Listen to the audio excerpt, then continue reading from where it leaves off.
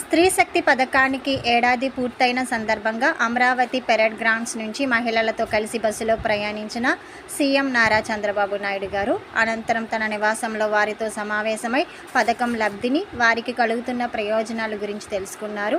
స్త్రీ శక్తి కేవలం ఉచిత ప్రయాణం పథకం కాదు, మహిళలకు ఆత్మవిశ్వాసాన్ని అందించే ఓ మహత్తర కార్యక్రమం అని ఆడబిడ్డలు చెప్పడం నాకెంతో సంతోషాన్ని ఇచ్చిందని నారా చంద్రబాబు నాయుడు గారు పేర్కొన్నారు.